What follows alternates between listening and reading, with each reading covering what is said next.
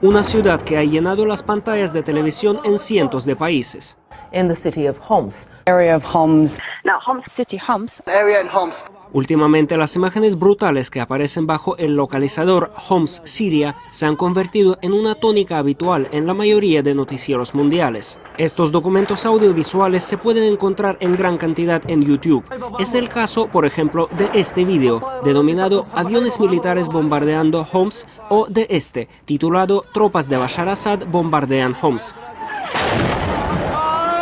Pero, ¿qué es lo que realmente se ve en la pantalla? ¿Un ataque del ejército sirio contra población civil o unas imágenes que alguien podría filmar en cualquier punto del planeta? Para aclarar esas dudas, le pedimos a un experto militar que comente estas imágenes.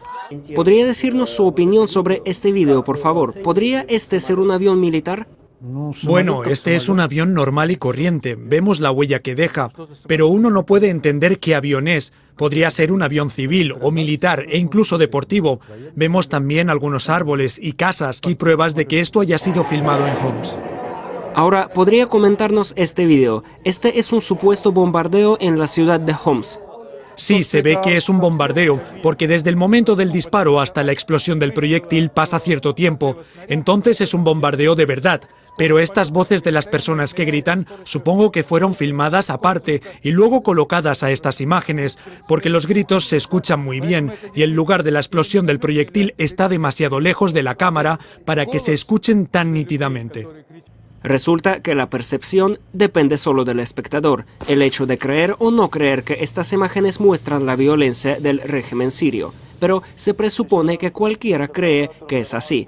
Es en este momento cuando surge la pregunta de ¿por qué entonces no creer en la veracidad de estas imágenes? Aquí, como se puede observar, un grupo de personas imita su muerte pintándose con tintes rojos usados para simular sangre para filmar imágenes con supuestos cientos civiles muertos. Y no son las únicas fabricaciones mediáticas que uno encuentra si busca información o datos sobre el conflicto sirio. Así, por ejemplo, un programa argentino reveló la siguiente artimaña. Esta otra manifestación, que los medios se encargaron de afirmar que ocurrió en Siria, en realidad ocurrió en Bahrein.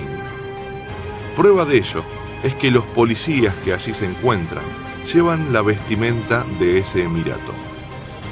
Revisando el sitio YouTube, podemos comprobar que ese video ya había sido mostrado como una manifestación en Bahrein, tal como lo indica el título.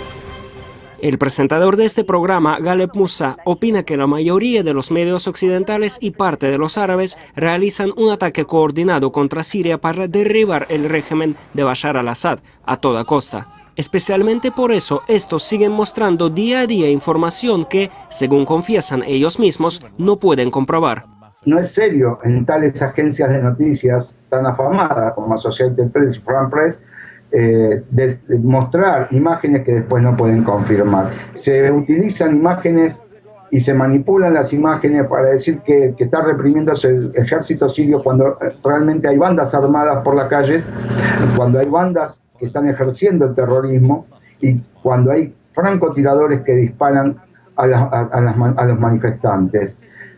Claramente hay una conspiración mediática en contra de Siria porque es la herramienta primaria que utiliza el imperio para empezar la tarea de ablande para una invasión militar posterior.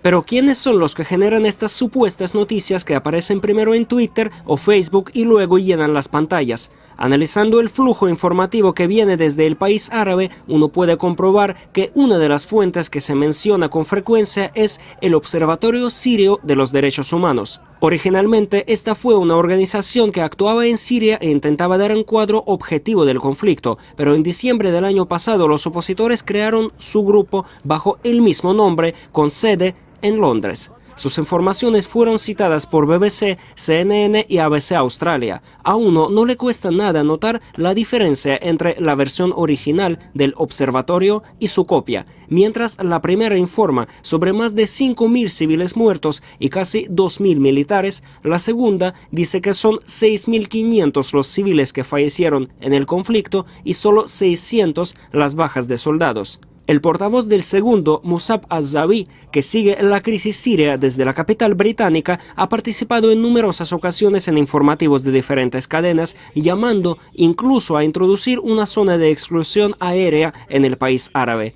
Sin embargo, el señor al-Zawi negó conceder una entrevista ante las cámaras de RT. No puedo perder mi tiempo hablando sobre estas cosas ahora mismo, mientras hay personas que están muriendo en Homs. Ellas son lo más importante para mí. Como conseguimos descubrir hablando con el portavoz del original Observatorio Sirio de los Derechos Humanos, el señor al-Zawi antes trabajó por esta organización, pero fue despedido por intentar desacreditarla. El grupo de Asabi intentó plasmar su punto de vista político para imponer una zona de exclusión aérea o para que llegara una intervención internacional. Eso pese a que habíamos aclarado que estamos en contra de esas medidas. En estas condiciones que sitúan la realidad entre la verdad y la manipulación, como entre la espada y la pared, los espectadores de todo el mundo siguen viendo y oyendo en su mayoría las noticias no desde Siria, sino sobre ella. Y parece que todos estos informes provocan una inevitable pregunta. ¿Esta realidad televisiva es un sinónimo de lo que verdaderamente está pasando en ese país? ¿O los sucesos y las informaciones de esos medios son dos líneas paralelas? Armen Saharian, RT.